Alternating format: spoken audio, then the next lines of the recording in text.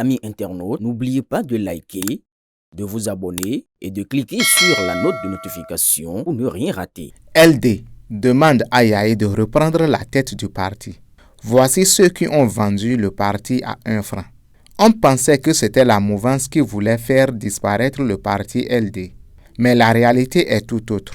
Au contraire, ce sont plutôt les leaders de la majorité présidentielle qui s'affairent à panser les plaies de ce parti gisant dans ses propres turpitudes, à qui devraient incomber les multiples échecs du parti LD depuis la petite victoire de la participation aux législatives de 2023 au chef du parti, au commandement en chef Boni Yahi, puisque c'est lui qui a défini les pistes du management du parti depuis son ascension à la tête de cette formation en remplacement du désormais premier vice-président Eric Hundete.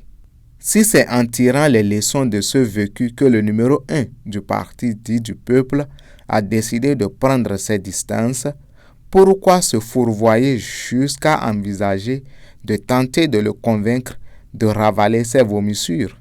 Car depuis son accession à la tête du parti LD, on peut dire que c'est maintenant que le président Boni Yahi a pris une bonne décision. Avec le départ du pouvoir du président Talon dans les semaines à venir, c'est l'engouement majeur du président Yahi de faire la politique qui meurt.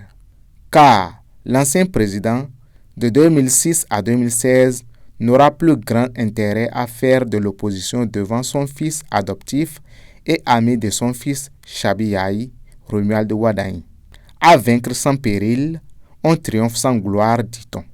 Pour qui connaît la sagacité du docteur Boni Yahi à fatiguer le président Talon, Romuald Wardani n'a pas encore fini son cycle de dents de lait pour monter sur ce ring. Et ça, tout le monde le sait, à commencer par le candidat de la mouvance lui-même. Ce n'était pas un hasard quand il est allé annoncer au président Boni Yahi, qui a rang de papa, qu'il a été désigné par sa chapelle pour porter leur espoir à la plus grande compétition nationale. On ne peut pas dire que l'ancien président ne lui a pas donné sa bénédiction.